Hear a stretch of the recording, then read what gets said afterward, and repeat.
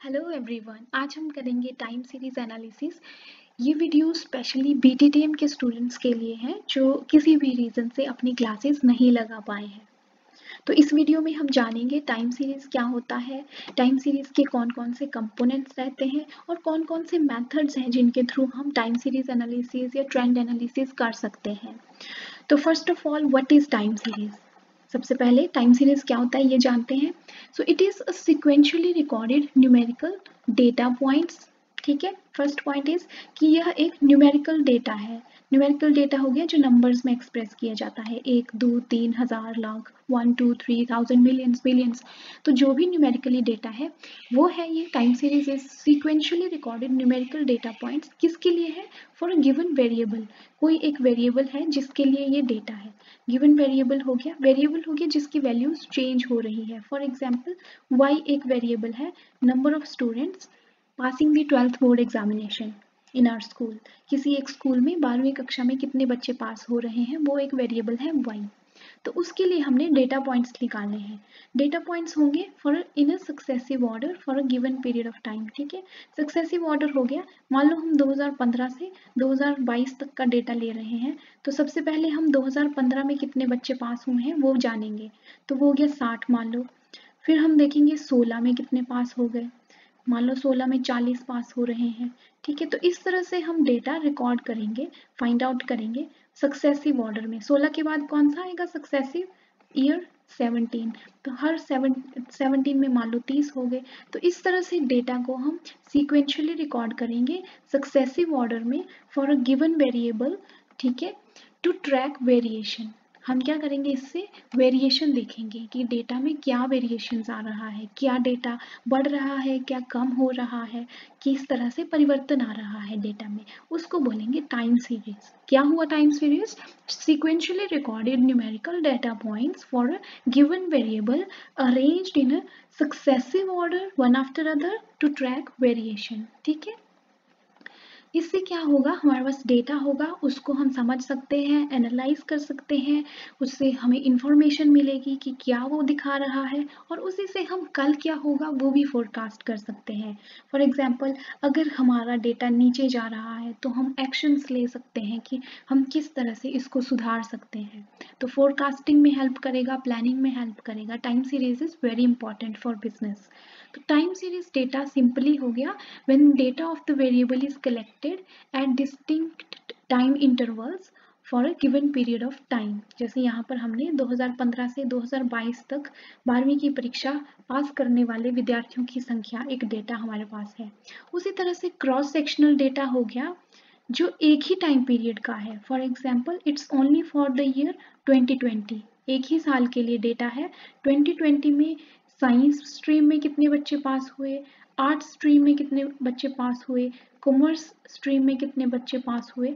इस तरह से अगर हमारे पास डेटा है science, arts, commerce, number of students who could qualify the 12th board examination, who could pass the 12th board examination in the year 2022 in science, arts and commerce. तो ये हमारे पास हो गया cross sectional data. Cross sectional data is when data for one और more variables is collected at the same point in time.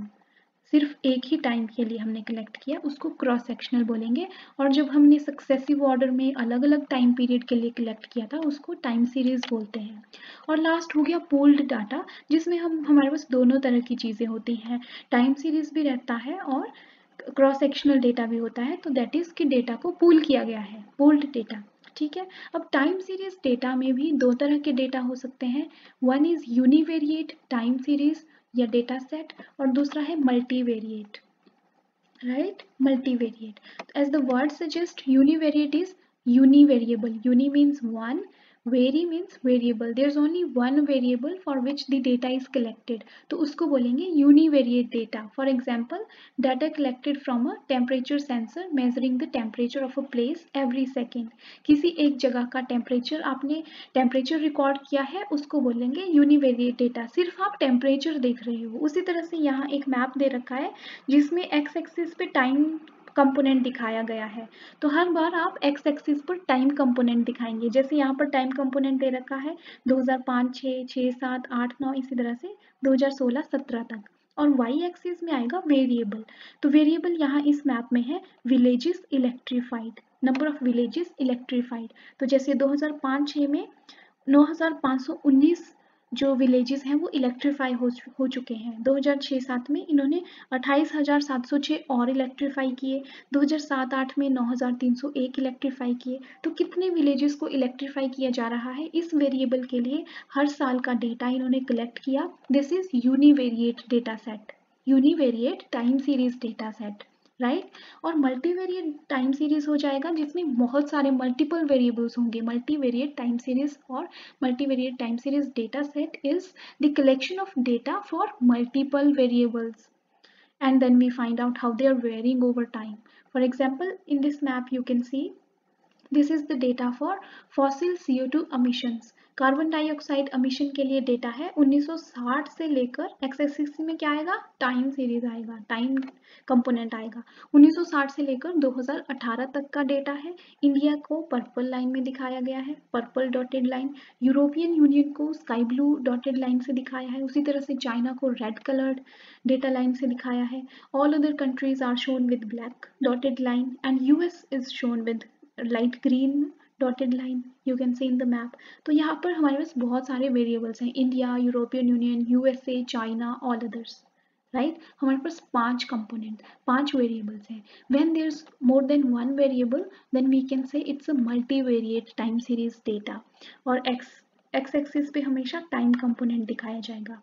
So the data collected for multiple variables over a period of time, it is called multivariate time series data. फिर आ जाता है हमारे पास time series के components क्या होते हैं। Time series से हमें किस तरह, कौन कौन से कंपोनेंट्स होते हैं एक टाइम सीरीज में।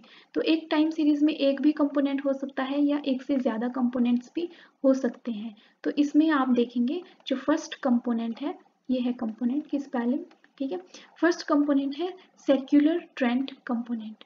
तो secular trend is simple a trend series, इसको हम ट्रेंड सीरीज भी बोल सकते हैं।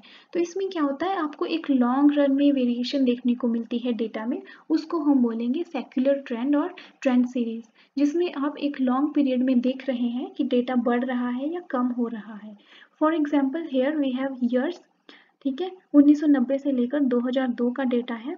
और इस साइड है वाई में है, वेरिएबल में कौन सी चीज़ है, पावर यूज्ड, कितनी पावर यूज की, कितनी इलेक्ट्रिसिटी कंज्यूम की गई पर house hold.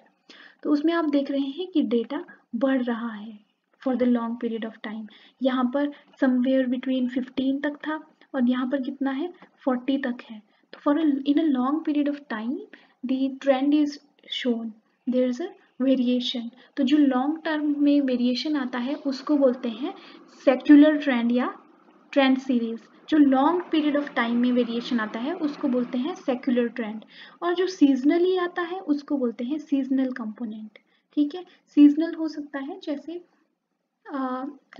Consumption of ice creams, तो हो सकता है कि समर्स में बढ़ रहा है and then it is again falling.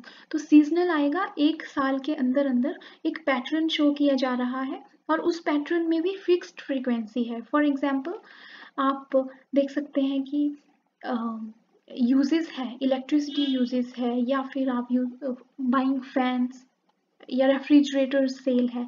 तो सीजनल कंपोनेंट होगा, जो एक साल के अंदर थोड़ी बहुत वेरिएशंस आती हैं उसको बोलेंगे seasonal component. There is variability within 1 year period but it should be regular, the frequency should be regular, right. तो उसको बोलेंगे सीजनल कंपोनेंट। उसी तरह से साइक्लिक कंपोनेंट भी है, बट साइक्लिक कंपोनेंट में क्या होता है कि it's not with in an year, it's more than a year, shown more than a year. तो बिजनेस में कई बार ऐसा होता है कि जैसे 2 साल की साइकिल है, 4 साल की साइकिल है, एक साइकिल पूरी होती है फिर से डेटा शो करने लग जाता है। तो जब तो एक ईयर के अंदर वेरिएशंस आ रही है उसको हम सीजनल कंपोनेंट बोलते हैं, और जब एक साल से ज़्यादा उस पीरियड में आती है चेंजेस तो उसको हम साइक्लिक कंपोनेंट बोलते हैं। उसी तरह से फोर्थ कंपोनेंट होता है इरेगुलर कंपोनेंट। इरेगुलर कंपोनेंट होता है जो कहीं से भी आ जाता है, there is a fluctuation which is unaccountable, unpredictable, जो किसी भी अनफोर्सीन का सर्कमस्टांस से आ सकती है, मे बी कोई कैजुअलिटी है, कोई फ्लड है, कोई कैलमिटी है, कुछ भी हो सकता है, लेबर स्ट्राइक है, कुछ भी हो सकता है। तो रैंडम वेरिएशन जो आएगी उसको बोलेंगे इरेगुलर कंपोनेंट। फॉर एग्जांपल यहाँ पे हमारे पास डेटा दे रखा है टूरिस्ट अराइवल्स का। तो आप देख सकते हैं कि 2010 से दिखाया है, 2010 में 5.78 मिलियन टूरिस्ट आए थे, इंटरनेशनल टूरिस्ट अराइवल्स, और ये बढ़ ही रहा है। 5 के बाद 6 लगे आने, 6 के बाद एकदम 13 आ गए, 13, 15, 16, 17, और उसके बाद एकदम ड्रॉप हो गए। तो ड्रॉप हो गए थे ये 2020 में, because this was the Covid year. 2020 और 21 में क्या था, कोविड-19 आ गया था। तो this was irregular component, from nowhere it has come, irregular component. तो किसी ने प्रेडिक्ट नहीं किया था कि कोरोना आएगा, so it was due to unpredictable and unforeseen component, उसकी वजह से हमारे को वेरिएशन देखने को मिला। So that is called irregular component when the variation और the fluctuation is suddenly coming from any unaccountable reason, unpredictable reason, so that is called irregular component. उसी तरह से सीजनल कंपोनेंट का एग्जाम्पल है, जैसे टूरिस्ट आते हैं साल भर, तो आप देखते हैं कि अक्टूबर नवंबर में बहुत ज़्यादा आते हैं, because that is the holiday season, that is the tourist season for India. तो वो हमारा क्या हो गया, सीजनल कंपोनेंट हो गया, क्योंकि सीजन के टाइम टूरिस्ट आता है। Then there be, for example Himachal ले लो, हिमाचल में भी जैसे सीजन्स रहते हैं, दिसंबर जनवरी में ज़्यादा टूरिस्ट आते हैं, फिर उसके बाद फिर से कम टूरिस्ट आने लगते हैं, राइट। तो उस तरह से है। तो एक साल के अंदर जो भी फ्लक्चुएशंस आती हैं, फिक्स्ड फ्लक्चुएशंस हैं, हर साल आ रही हैं, रेगुलर हो रही हैं, उसको हम बोलेंगे सीजनल कंपोनेंट। और जो एक साल से ज़्यादा टाइम पीरियड में आ रही हैं उसको बोलेंगे साइक्लिक कंपोनेंट। और जो कहीं से भी हो जा रही हैं उनको बोलेंगे इरेगुलर कंपोनेंट। और सेक्युलर ट्रेंड है जो लॉन्ग रन में आपको देखने को मिलता है कि बढ़ रहा है या कम हो रहा है, उसको बोलेंगे सेक्युलर ट्रेंड या ट्रेंड सीरीज। अब इस ट्रेंड को निकालने के लिए हमारे पास बहुत सारे मेथड्स हैं। फर्स्ट इज ग्राफिकल मेथड, फिर आता है सेमी एवरेज, फिर आता है मूविंग एवरेज, और फिर last one is the method of least squares. तो first method is graphical method, जिसको हम फ्री हैंड कर्व भी बोल सकते हैं। तो सबसे सिंपल, सबसे आसान मेथड है, इसके लिए आपको मैथमेटिक्स की ज़रूरत नहीं है, कोई भी कॉमन मैन इस मेथड का यूज़ कर सकता है, और इससे आपका ट्रेंड का पता लगा सकता है, राइट। तो आपके पास और डेटा किसी भी तरह का है, उससे हम लीनियर ट्रेंड फाइंड आउट कर सकते हैं। For example here we have year and sales. Sales एक वेरिएबल है जिसके लिए डेटा पॉइंट्स रिकॉर्ड किए गए हैं, डेटा रिकॉर्ड किया गया है। For example for 2000 the sale was 30, for 2001 sales was 46, for 2002 sales was 25। इस तरह से हमने क्या करना है, पॉइंट्स लगा देने हैं ग्राफ के ऊपर, ठीक है। फिर हमने फ्री हैंड कर्व निकालना है, जैसे यहाँ पे निकाला गया है फ्री हैंड कर्व। फिर उस कर्व से ही हम एक ट्रेंड लाइन निकाल देंगे, जैसे ये ट्रेंड है, ट्रेंड लाइन लगाई है, तो इससे हमें पता चल रहा है कि सेल्स बढ़ रही है, राइट। तो एक फ्री हैंड कर्व मेथड है, नॉन मैथमेटिकल मेथड है, कोई भी इस मेथड का यूज़ कर सकता है। और डेटा को जस्ट ग्राफ के ऊपर लगाकर, उसके ऊपर फ्री हैंड कर्व लगाकर आप डेटा का एक कंक्लूजन निकाल सकते हैं, एक ट्रेंड निकाल सकते हैं कि किस तरफ डेटा जा रहा है। बट इसकी जो मेजर लिमिटेशन है वो इसकी यही सिंप्लिसिटी और सब्जेक्टिविटी है, इसकी सबसे बड़ी लिमिटेशन, क्योंकि ये मेथड सब्जेक्टिव है। मैं अगर इसका ट्रेंड बनाऊंगी तो मैं इस तरह से लाइन बनाऊंगी, हो सकता है कोई और इसकी ट्रेंड लाइन इससे भी ज़्यादा स्टीप लगाए, या सब्जेक्टिविटी का इशू इसमें आ जाता है, क्योंकि सेम रिजल्ट्स नहीं आएंगे। ऑब्जेक्टिविटी का मतलब है कोई भी इस मेथड का कोई भी कैलकुलेट कर रहा है, सेम रिजल्ट आ रहे हैं, that is called objective method. लेकिन ये मेथड क्या है, सब्जेक्टिव है। जो भी इससे अनुमान लगाना चाहेगा वो अपना अपने तरीके से लगाएगा, तो इसलिए इसकी ये मेजर लिमिटेशन है। However the method is very easy है, इसको कोई मैथमेटिकल कैलकुलेशन की ज़रूरत नहीं पड़ती है, लेकिन वही इसकी लिमिटेशन भी बन जाती है, क्योंकि इससे क्या होता है कि सब्जेक्टिविटी आ जाती है और प्रेडिक्शंस में फ़र्क आ जाएंगे, पर्सनल बायस आ जाएगी, जजमेंट आ जाएगा। तो ये इसकी लिमिटेशंस है। फर्स्ट मेथड हमारा हो गया फ्री हैंड कर्व मेथड या ग्राफिकल मेथड। उसके बाद जो मेथड आता है उसको बोलते हैं मेथड ऑफ सेमी एवरेजेस। तो सेमी एवरेजेस का मतलब है हाफ एवरेजेस, ठीक है। तो जो भी डेटा है उसको 2 हाफ्स में आपने डिवाइड कर देना है। फॉर एग्जांपल यहाँ पर 8 साल का डेटा है, production for years from 1971 to 78, 8 साल का है, तो हमने क्या कर दिया, 4 में डिवाइड कर दिया और 2 इक्वल हाफ्स में इस डेटा को डिवाइड कर दिया और इन 2 इक्वल हाफ्स की फिर हमने एवरेजेस निकाल दी। एवरेज का फॉर्मूला हमें पता है, sum of the observations, right, divide by total number of observation. तो टोटल नंबर हो गए 4, दोनों साइड इक्वल रखने हैं नंबर्स और ऊपर हो जाएगा सम, और इससे हमें क्या मिल जाएगी, एवरेजेस मिल जाएगी और इन दो एवरेजेस से हम ट्रेंड निकाल सकते हैं, ठीक है। तो हम इसमें निकाल सकते हैं ट्रेंड की, पहला डेटा पॉइंट था 41, उसके बाद नेक्स्ट आ गया 53, तो इस तरह से एक ट्रेंड लाइन बन जाएगी, एक लीनियर लाइन बन जाएगी, हमारे पास मिल जाएगी। तो ये तो था इवन नंबर्स का। मान लो आपके पास डेटा सेट होता ऑड, दैट इज 9 ऑब्जर्वेशंस होती, तो 79 भी होता हमारे पास।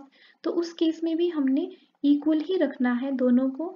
तो हम क्या करेंगे कि ये जो आपके पास 75 है इसको इग्नोर कर लेंगे और एक हाफ तो हमारे पास यही रहेगा, दूसरा हाफ हमारे पास ये हो जाएगा 78, 77, 78 और 79। कहने का मतलब है if there's even number then it is easy to divide the data into two equal halves, but when we have odd numbers then we will ignore the middle one and take the two halves from the sides, right. तो हमने 75 ignore कर लिया और चार half में divide कर दिया data को, 79 को दूसरे हाफ में ऐड कर दिया। तो इस तरह से हमने सेमी एवरेजेस कैलकुलेट करनी है और उससे फिर हमें ट्रेंड लाइन मिल जाएगी, या तो वो बढ़ रही होगी या कम हो रही होगी, but it will be linear and that is it's limitation, ठीक है। तो ये मेथड भी सिंपल है और ऑब्जेक्टिव भी है। मैं अगर इससे कैलकुलेट करूंगी या आप कैलकुलेट करेंगे सेम रिजल्ट्स आएंगे, unlike the free hand curve method, इसमें हमारे सेम रिजल्ट्स आएंगे। बट इसकी जो लिमिटेशन है वो यही है कि आप क्या कर रहे हैं, आपके पास लास्ट में 2 डेटा आ रहे हैं, उससे प्रेडिक्ट कर रहे हैं, तो वो तो लीनियर ही आएगा, या तो वो बढ़ेगा या कम होगा, there will be no other variations. तो हम बहुत सारी चीज़ों को उसमें इग्नोर कर लेते हैं। ये बहुत ही क्रूड मेथड है और इसमें हमेशा लीनियर ट्रेंड ही मिलता है। हो सकता है इसमें कुछ और वेरिएशंस भी हो, बट हमारे पास क्या आएगा, सिर्फ लीनियर ट्रेंड आएगा। या तो नंबर्स बढ़ रहे होंगे क्योंकि 2 हाफ्स में होंगे, 2 ही एवरेजेस होंगे हमारे पास और 2 ही डेटा पॉइंट से हम एक ट्रेंड लाइन बनाएंगे। तो या तो ये बढ़ रही होगी या तो ये फिर कम हो रही होगी, 2 ही रिजल्ट्स हमारे पास आ सकते हैं, there will be no other variation. तो ये इसकी लिमिटेशन भी है और ये हमारा सेकंड मेथड हो गया। फिर आता है हमारा third method, that is method of moving averages. तो मूविंग एवरेजेस में क्या हो रहा है, एवरेज मूव कर रही है। तो उसमें हम क्या करते हैं, या तो 3 ईयर पीरियड्स का होता है या 4 ईयर पीरियड का मूविंग एवरेज होता है। तो हमारे पास डेटा है, इस साइड हमारे पास एक्स कंपोनेंट आ गया, that is the time component, और दूसरी तरफ वेरिएबल आ गया वाई। तो उसमें हम क्या करेंगे, मान लो 3 ईयर्स मूविंग एवरेज है तो फर्स्ट 3 ईयर्स की एवरेज निकाल लेंगे। एवरेज कैसे निकालेंगे, 41 प्लस 40 प्लस 38, इन तीनों को सम करेंगे एंड डिवाइड बाय 3 करेंगे और उसको हम लिख देंगे बीच वाले के आगे, ठीक है। तो बीच वाले के आगे हमने लिख दिया, ठीक है।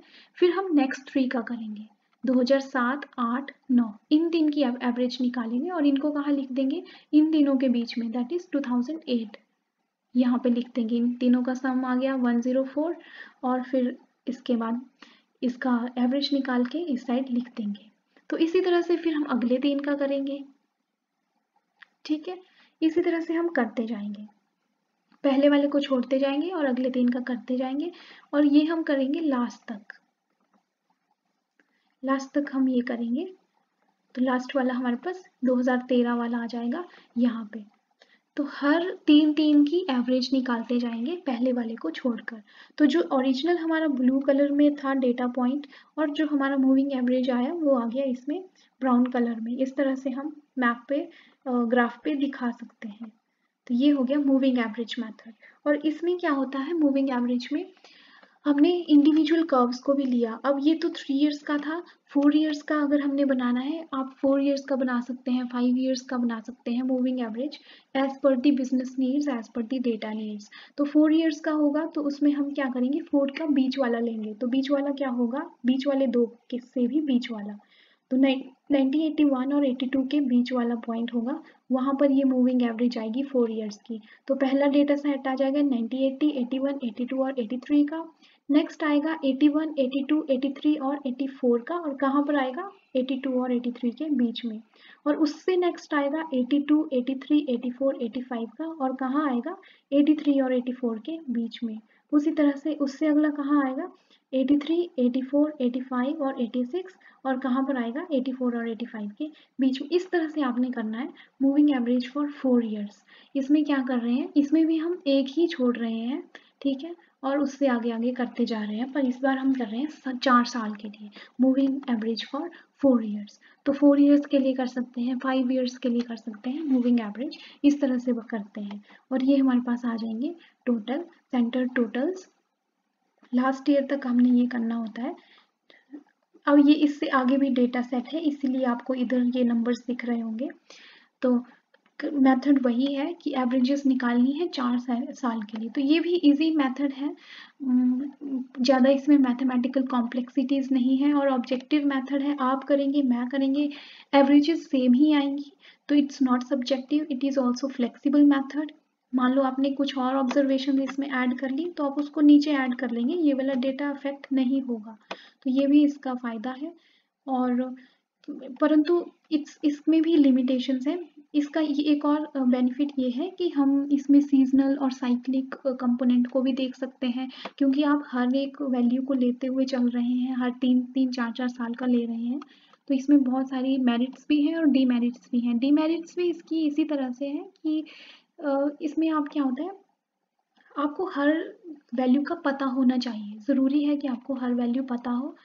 और इसमें भी एक्सट्रीम वैल्यू से ये अफेक्टेड रहती है काफ़ी बार, कि आप मान लो आपके पास एक वैल्यू बहुत ज़्यादा है, तो उससे पूरा का पूरा वो पीरियड का वैल्यू अफेक्ट होगा, जस्ट लाइक द मीन और मीडियन जो हमने किया था। तो ये इसके कुछ लिमिटेशंस रहते हैं। आपको एक्स और वाई की वैल्यू पता होनी चाहिए हर उसमें, इस तरह से है। और कई बार ऐसा होता है कि देयर आर फ्लक्चुएशंस, और फोरकास्टिंग करना इसमें बहुत ज़्यादा मुश्किल रहता है, जो कि हम अगले मेथड से सीखेंगे कि फोरकास्टिंग कितना इजी हो सकता है। तो इसकी ये लिमिटेशंस रहती है कि ये बहुत ज़्यादा अफेक्टेड रहता है वैल्यूज से, और हर वैल्यू पता होनी चाहिए। अगर कोई वैल्यू पता नहीं है तो आप फाइंड आउट नहीं कर सकते हैं। इस तरह की इसकी लिमिटेशंस रहती हैं। और जो हमारा नेक्स्ट मेथड है और द लास्ट मेथड है, वो रिग्रेशन एनालिसिस की तरह है। रिग्रेशन एनालिसिस जो हमने किया है, उसमें क्या होता है कि हमारे पास जो इक्वेशन आती है, इसमें ही हम x को टाइम कंपोनेंट ले लेंगे। x जो है हमारा, जो ये हमारी इक्वेशन रहती है रिग्रेशन वाली, उसमें जो x था उसको यहाँ पर t ले लिया टाइम कंपोनेंट, और y तो इस साइड रहेगा ही। तो इसमें जो हम मेथड यूज होता है, उसमें हम क्या कर सकते हैं, नॉट ओनली लीनियर ट्रेंड, जो लीनियर ट्रेंड है उसमें हम फोरकास्टिंग कर सकते हैं। इसके अलावा नॉन लीनियर हो गया, कर्वी लीनियर हो गया, जिसमें मान लो पैराबोलिक है, जिसमें एकदम से वैल्यूज बढ़ रही हैं, घट रही हैं, या एक्सपोनेंशियल कर्व है, एकदम से बहुत ज़्यादा ऊपर जा रहा है। तो उस तरह की जो है उनको भी हम प्रेडिक्ट कर सकते हैं कि फ्यूचर में क्या होने वाला है। तो y और t हम ले लेंगे, और इसमें जो मेथड चलता है, इसमें ये माना जाता है कि इसमें लीस्ट होगी वेरिएशन वैल्यूज़ की। तो इस अजम्पशन के ऊपर हमारे पास जो 2 इक्वेशंस होती थी रिग्रेशन एनालिसिस करने की, उसी में हमने क्या किया है कि x को t से रिप्लेस कर लिया है। और इसका ये था कि वेरिएशन क्या होता है, x minus x bar, that was mean, वो होता है वेरिएशन x माइनस एक्स बार। तो इसका मानना है कि x माइनस एक्स बार का जो सम है वो सबसे कम है। सबसे कम कितना होगा, 0। तो हम 0 लेंगे, मान लो x बार 0 है, तो उसी को अगर हम मान लो यहाँ पे पहली इक्वेशन में x बार 0 ले लेते हैं, तो b इंटू एक्स बार कितना आ जाएगा, 0 आ जाएगा।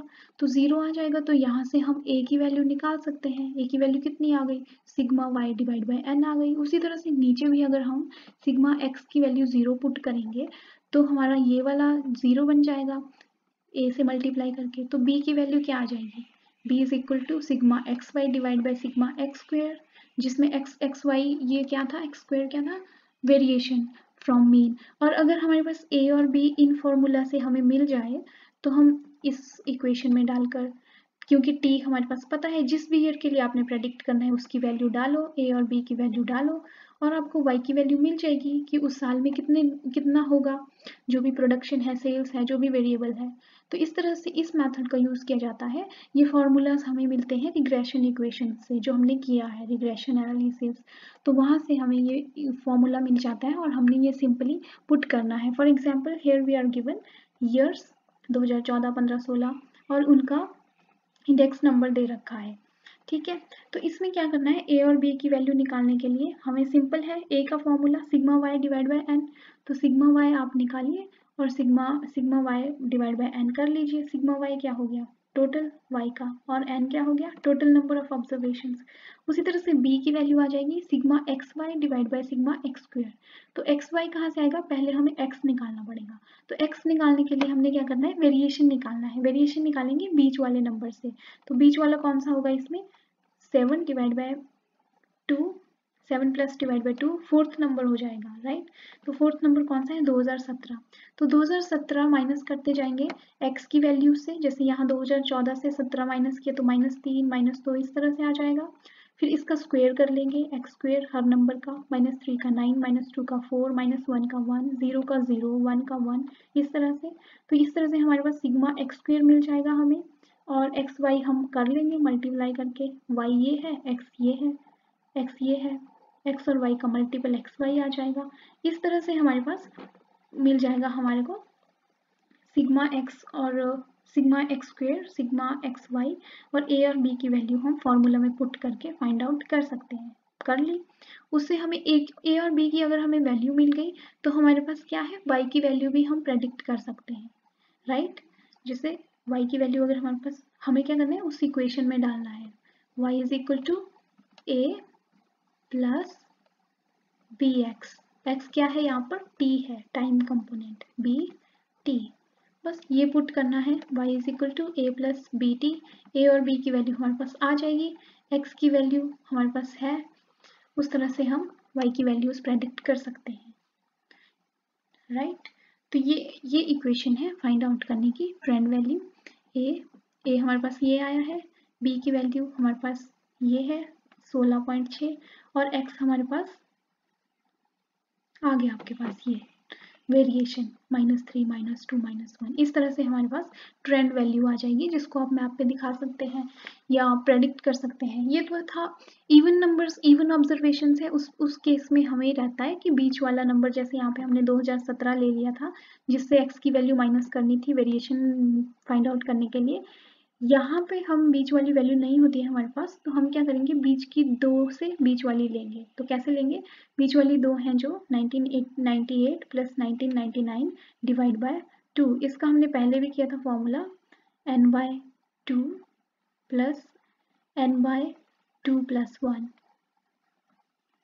n/2 plus 1th, n/2th plus n/2 plus 1th, that is यहाँ पे कितना है 3, 3, 6, 6/2 3, n/2 कितना हो गया 3, n/2 plus 1th 3 plus 1 4th, तो 3 थर्ड और फोर्थ का हमने क्या करना है, मीन निकालना है, वो हमारे पास हो जाएगा a की वैल्यू, जिससे हमने वेरिएशन निकालना है x की वैल्यू के लिए, और इससे हमें x की वैल्यू मिल गई, और x से x स्क्वायर फिर सेम रहेगा x y, और उनको हमने फॉर्मूला में पुट करना है, जो हमने यहाँ से फाइंड आउट किए हैं a और b के फॉर्मूला, और a और b के अगर हमें मिल गए तो हम सीधा इक्वेशन में डाल के फाइंड आउट कर सकते हैं y की वैल्यूज। x हमारे पास ये है, बड़ा x, that is the variation. तो ये था हमारा last method of time series analysis, जिसको बोलते हैं least square method, method of least square. तो यह भी ऑब्जेक्टिव मेथड है, मैं करूँगी आप करूँगी सेम रिजल्ट्स आएंगे, ठीक है। और ये भी सिंपल मेथड है, ऑब्जेक्टिव मेथड है, और इससे क्या है, हम किसी भी पीरियड के लिए वैल्यूज निकाल सकते हैं, और ये बेस्ट मेथड भी है क्योंकि इसको हम रिग्रेशन इक्वेशन का यूज़ कर रहे हैं, नॉन लीनियर ट्रेंड के लिए भी आप इसको यूज़ कर सकते हैं, और इसकी भी डीमेरिट्स रहती हैं कि हम सिर्फ कुछ ही पीरियड के लिए इसकी वैल्यूज़ प्रेडिक्ट कर सकते हैं, और जो ग्रोथ कर्व्स रहते हैं बिजनेस में उसमें इसको यूज़ नहीं कर सकते हैं, और थोड़ा ये मुश्किल मेथड है, टाइम लगता है, जबकि जो पहले हमने मेथड्स यूज़ किए उसमें ज़्यादा टाइम नहीं लग रहा था। इसमें हमें ज़्यादा कैलकुलेशंस की ज़रूरत पड़ती है, ज़्यादा टाइम लगता है और ज़्यादा फ्लेक्सिबल भी नहीं है ये मेथड। अगर हमने कुछ और ऑब्जर्वेशंस ऐड की तो सिग्मा एक्स सिग्मा वाई की वैल्यूज़ बहुत ज़्यादा चेंज हो जाती है। तो अगर हमने कुछ और जैसे हमने मूविंग एवरेजेस में जैसे हमने कुछ और ऑब्जर्वेशंस ऐड कर ली थी तो ज़्यादा इफेक्ट नहीं पड़ रहा था पीछे की ट्रेंड लाइन पे। लेकिन यहाँ पे अगर हम और ऑब्जर्वेशंस ऐड करेंगे तो जो सम होगा उसकी वैल्यूज बहुत ज़्यादा बढ़ जाएगी, तो बहुत ज़्यादा अफेक्ट करता है। तो ये भी इसकी एक लिमिटेशन है कि अगर हमारे पास कुछ और वैल्यूज हो गई तो ये ज़्यादा फ्लेक्सिबल मेथड नहीं है अगर हमारे पास नंबर ऑफ ऑब्जर्वेशंस बढ़ गई तो। इस तरह की इसकी भी कुछ दो एक लिमिटेशंस हैं और कुछ एक इसकी मेरिट्स हैं, कुछ डीमेरिट्स हैं। तो इस तरह से हमारा टाइम सीरीज का लेक्चर समाप्त होता है, ख़त्म होता है। I hope you understand. अगर आपको और ऐसी वीडियोस चाहिए स्टैटिस्टिक्स के और चैप्टर्स के ऊपर तो आप कमेंट सेक्शन में ज़रूर लिखिए। Thank you for watching this. आपका इस वीडियो को देखने के लिए आभार।